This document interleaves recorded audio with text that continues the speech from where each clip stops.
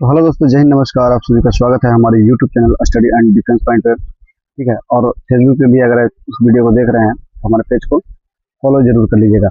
आज हम इस वीडियो में बात करने वाले हैं एक न्यू वैकेंसी के बारे में, जो बीपीएससी के थ्रू जो है वो वैकेंसी निकाली गई है और पोस्ट है कंपनी कमांडर की। बहुत ही अच्छा लेवल का पोस्ट है इसमें। ठीक है, लेवल 6 का ये जॉब है। तो आज इसी के बारे में जो है फुल डिटेल के बारे में बात करेंगे। इस वैकेंसी के बारे में सारी जो चीज़ें हैं इसमें वो उसके बारे में हम बात करने वाले हैं। ठीक है, इसमें टोटल जो है 65 पोस्ट है, ज़्यादा पोस्ट नहीं है, लेकिन 65 पोस्ट जो है वो इसमें है। और इसके बारे में आप बात कर रहे हैं, आपको बता दें कि जो इसकी अप्लाई डेट है, ठीक है, जो अप्लाई करने की तिथि है वो 30/6/2026 आप इसको अप्लाई कर सकते हैं। 30/6/2026 से जो है इसके आवेदन जो है वो शुरू हो जाएगा और इसकी अंतिम तिथि जो है अप्लाई की वो 30/7/2026 तक है।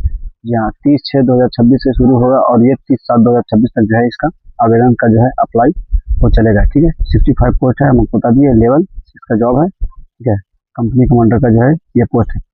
अब अगर योग्यता की बात करें तो आवेदन करने के लिए जो है पात्रता जो है उसको वो भारतीय नागरिक होना अनिवार्य है आपका। ठीक है, इसमें पुरुष, महिला एवं थर्ड जेंडर, पुरुष, महिला एवं थर्ड जेंडर जो है वो तीनों अप्लाई कर सकते हैं। ठीक है, अभ्यर्थियों की अगर शैक्षणिक योग्यता की बात करें तो इसमें जो है वो 1/8/2025 तक किसी भी मान्यता प्राप्त विश्वविद्यालय स्नातक परीक्षा या राज्य सरकार द्वारा मान्यता प्राप्त उसके समकक्ष जो है परीक्षा उत्तीर्ण होना अनिवार्य है। यानी कि आपका जो ग्रेजुएशन है वो होना अनिवार्य है और वो 1/8/2025 तक जो है वो आपका ग्रेजुएशन अनिवार्य है कि आपका कंप्लीट हो चुका होगा। ठीक है, ग्रेजुएशन का ये फॉर्म है, ग्रेजुएशन जिनका होगा वही इसको जो है अप्लाई कर सकते हैं।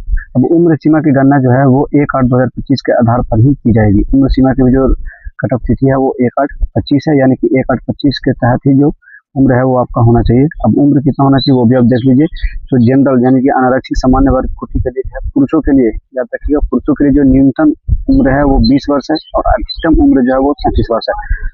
जनरल कैटेगरी में पुरुष के लिए न्यूनतम उम्र जो है 20 वर्ष है और अधिकतम उम्र जो है वो 37 वर्ष है, तथा महिलाओं के लिए न्यूनतम उम्र जो है वो 20 वर्ष है और अधिकतम उम्र जो है वो 40 वर्ष है। ठीक है, पिछड़ा वर्ग एवं अत्यंत पिछड़ा वर्ग के पुरुषों एवं महिलाओं के लिए जो है न्यूनतम उम्र जो 20 वर्ष और अधिकतम उम्र जो है वो 40 वर्ष है। अनुसूचित जाति एवं अनुसूचित जनजाति के पुरुषों एवं महिलाओं तथा थर्ड जेंडर अभ्यर्थियों के लिए न्यूनतम उम्र जो है वो 20 वर्ष और अधिकतम उम्र जो है वो 42 वर्ष है। ठीक है, बिहार के वैसे सरकारी सेवकों को उच्चतर वेतनमान की सेवा संवर्ग में जाने के लिए प्रतियोगी परीक्षाओं में भाग लेने हेतु अधिकतम आयु सीमा में 5 वर्ष की छूट दी जाएगी, जिन्होंने नियमित सेवा में न्यूनतम 3 वर्षों की अवधि पूरी कर ली है। यानी कि जो 3 वर्ष की सेवा जो है वो दे रहे हैं वर्तमान में, उनको जो है वो 5 वर्ष की जो है वो छूट दिया जाएगा। ठीक है, अब अगर अभ्यर्थियों के शारीरिक मापदंड की बात करें, यानी कि फिजिकल मेजरमेंट की बात करें, तो इसमें जो है फिजिकल मेजरमेंट की बात करें तो ऊंचाई, सीना और वजन के लिए कोई अंक दे नहीं होगा, यानी कि फिजिकल का कोई नंबर नहीं है। ये सब फिजिकल जो है वो क्वालिफाई नेचर का होगा। अगर हाइट की बात करें तो जनरल के लिए जो है हाइट, जनरल एवं पिछड़ा वर्ग के पुरुषों के लिए जो है 165 सेंटीमीटर का जरूरत पड़ेगा। ठीक है, अत्यंत पिछड़ा वर्ग और अनुसूचित जाति एवं अनुसूचित जनजाति के पुरुषों के लिए जो है वो 160 सेंटीमीटर। सभी वर्ग के महिलाओं के लिए न्यूनतम ऊंचाई 155 सेंटीमीटर है। सभी वर्ग के महिलाओं के लिए जो न्यूनतम ऊंचाई है वो 155 सेंटीमीटर है। सीना की अगर बात करें, चेस्ट जो है वो सिर्फ पुरुषों का ही मापा जाता है।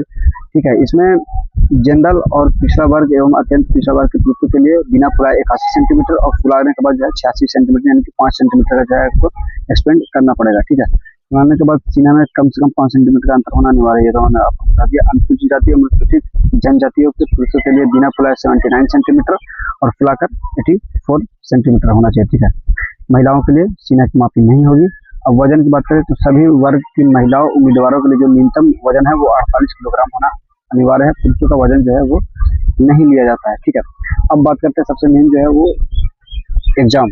तो एग्जाम देखिए, इसका जो है 2 चरण में एग्जाम होने वाला है। ठीक है, पहले प्री होगा, फिर उसके बाद मेंस होगा, उसके बाद फिजिकल होगा। ठीक है, उसके बाद आपका ज्वाइनिंग होगा। तो लिखित परीक्षा जो है 2 चरण में होना है। प्रथम चरण की अगर बात करें तो प्रारंभिक परीक्षा होगा, जिसमें 200 अंकों का एक पत्र होगा, जिसमें प्रश्नों की कुल संख्या 100 होगी, यानी कि 100 क्वेश्चन होंगे और 200 नंबर होगा। ठीक है, इसका 2 घंटे का समय होगा, 2 घंटे का समय होगा। और ये जो है सामान्य ज्ञान एवं समसामयिक मुद्दों से संबंधित प्रश्न पूछे जाएंगे। पेपर 1 में सामान्य ज्ञान और समसामयिक जो करंट अफेयर्स बोलते हैं उसके मुद्दों से संबंधित जो है प्रश्न पूछे जाएंगे। ठीक है, 30% से कम अंक प्राप्त करने वाले, ये तो पता ही है कि जो भी 30% से कम अंक प्राप्त करेंगे, मिनिमम 30% अंक आपको लाना इसमें जरूरी होगा, तभी आप आगे जो है क्वालिफाई कर पाएंगे। रिजल्ट जो है वो पीटी में 20 गुना दिया जाएगा। रिजल्ट पीटी का जो है वो मेंस के लिए 20 गुना दिया जाएगा। ठीक है, इसमें जो है कई पाली में एग्जाम होंगे, कई शिफ्ट में एग्जाम होंगे, इसमें इसमें नॉर्मलाइजेशन भी होगा। नॉर्मलाइजेशन का मेथड भी अपनाया जाएगा। अब बात करते हैं द्वितीय चरण में, तो मुख्य परीक्षा जो है वो दो तरह का होगा, जैसे कि बिहार दरोगा में भी होता है। तो एक जो है वो सामान्य हिंदी के लिए होगा। ठीक है, एक पर 200 अंकों का सामान्य हिंदी का होगा।